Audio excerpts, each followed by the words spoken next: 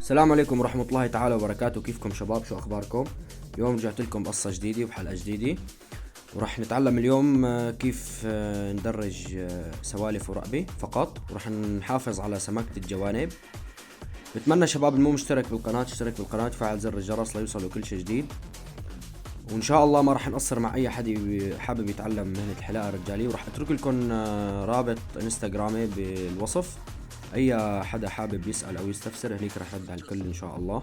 طبعا مثل ما اننا شايفين شباب، بعد ما عملنا على الاكسترا بشكل مائل بدنا نمشي على العلام نفسه. حطينا مشط 2 وبلشنا نشيل مثل ما اننا شايفين، نظف مزبوط. طبعا شباب دائما نحنا لما يكون الشعر سميك لازم نستخدم نمرة عالية. بعدين شباب بنحط مشط النص، ننزل المنويل الماكينة الكبيرة. كمان بدنا نطلع فيها تقريبا اصبع ونصف اصبع. بدي امشي محل يعني على نفس النسق اللي علمته بالبداية. مثل ما احنا شايفين رفعت المنويل على الزيرو. يعني شباب نحن علمنا الاكسترا بشكل مائل، بدنا نمشي بالماكينة بشكل مائل كرمال يطلع فيه تناسق في النهاية. ضل معنا حرف خفيف او خيال خفيف، بدنا نرجع على الاكسترا. دائما شباب برجع بذكركم حرف الاكسترا ما في شيء بشيله غير حرف الاكسترا، عفوا غير ماكينة الاكسترا نفسها. هلا شباب حطينا مشط 1.5، كمان عم نشتغل تحت 2.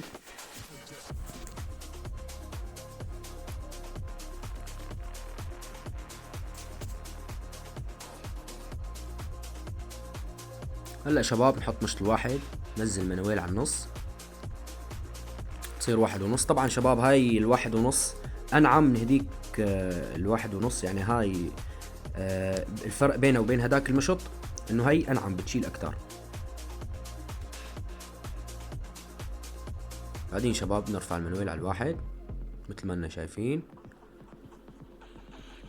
ما بطلع فيها كتير كرمال ما ينتزع لون 2.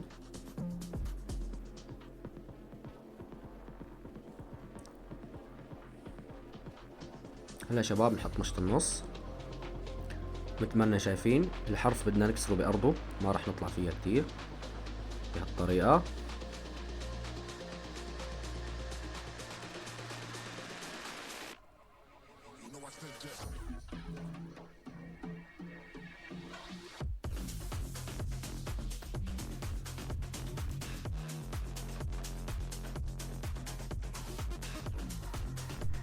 هلا شباب بدنا نحدد السالف تقريبا نصف دائرة. بدنا نشتغل بطرف الماكينة مثل ما اننا شايفين.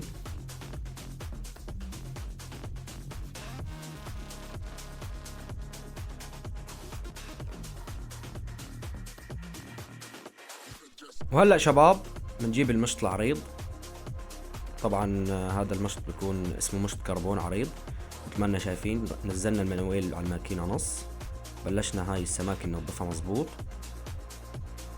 طبعا شباب انا اخترت هاي الطريقة، ما اخترت انه اشتغل 4-3-2 او 5-4-3 كرمال يعني نكون في طريقة جديدة نشتغل فيها.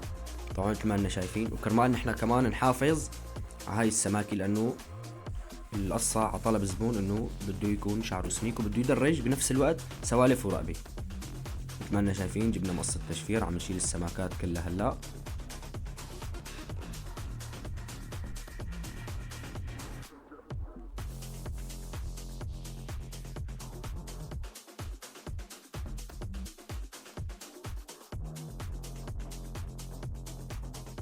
وهلا شباب كمان على طلب الزبون راح ننظف الرقبة بشكل مقوس شوي، ما راح نخليه بشكل مستقيم مثل ما اننا شايفين. طبعا تقريبا شلنا من الرقبة اصبعتين او اصبعتين ونص، وهذا شباب كله بدنا ننظفه على الاكسترا مزبوط.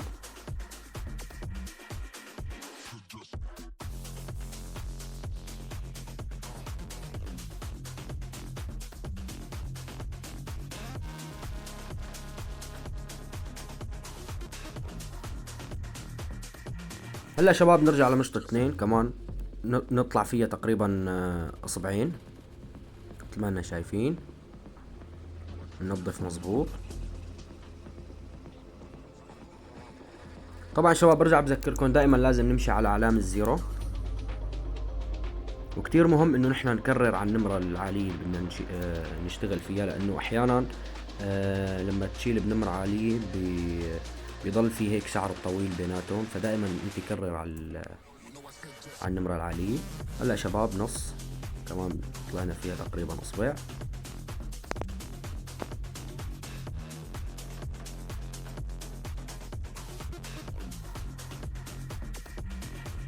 هلا رفعنا المناويل على الواحد، كمان رح نشتغل على الحرف بأرضه. بدنا نحاول ندمج بطريقة كتير حلوة وكتير نكون حذرين ونحن عم ندمج كرمال ما تنتزع النمر العالية اللي اشتغلناها بالبداية.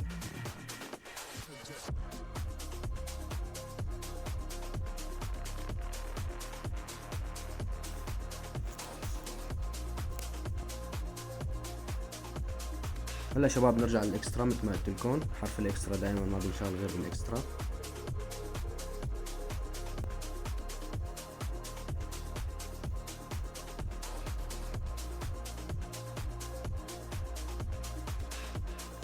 هلا شباب نحط مشط الواحد ونص، كمان بدنا نشتغل تحت 2، ما بدنا نطلع فيها كتير.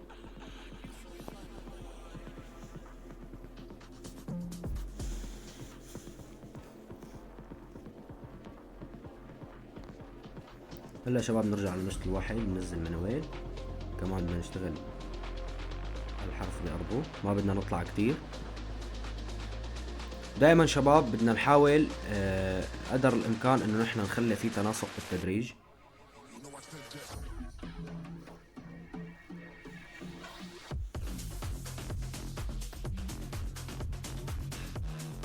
هلا رفعنا المنوال على الواحد،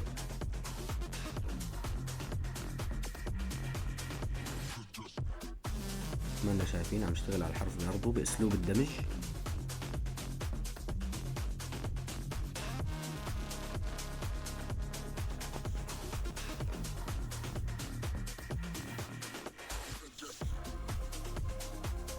هلا شباب حطينا مشط النص، رفعنا المناويل شوي كرمال نحن نحافظ على النمر العالية اللي اشتغلناها.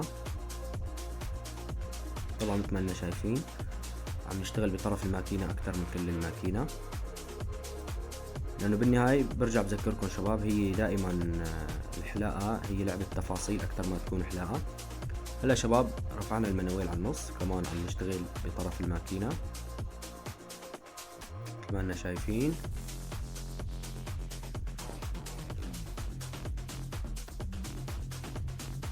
هلا شباب نرجع للطريقة اللي اشتغلنا فيها بالبداية، المشط عفوا والماكينة. دائما شباب الماكينة بدها تكون على النمرة نص مثل ما شايفين. نحن بس عم ندمج السماكة، هلا عم نخفف الشعر الطويل، بعدين بيجي دور التشفير بالنهاية. طبعا شباب هلا مثل ما شايفين هاد الجوانب كلها راح نعمل لها ضربة بهاي الحركة كرمال ما يضل في شعر طويل، كرمال يسهل علينا عملية تحديد.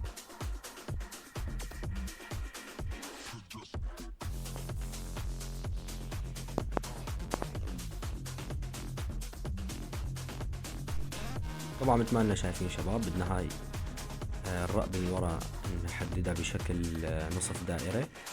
طبعا من تحت لازم يكون في خط ثابت، بس من ورا الإذن تقريبا راح يكون نصف دائرة.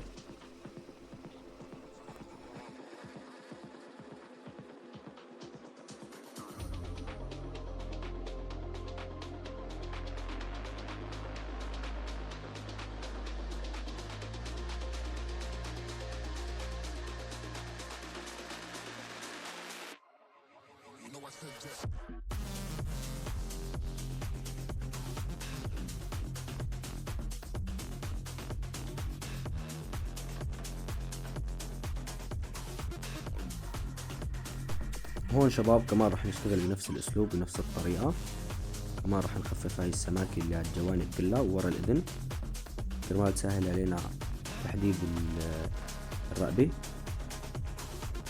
وراح نحدد الرقبة كمان هون الجنب الثاني بنفس الطريقة ونفس الشكل، شايفين. طبعا شباب بدنا نحاول ما نفوت بالرقبة كتير.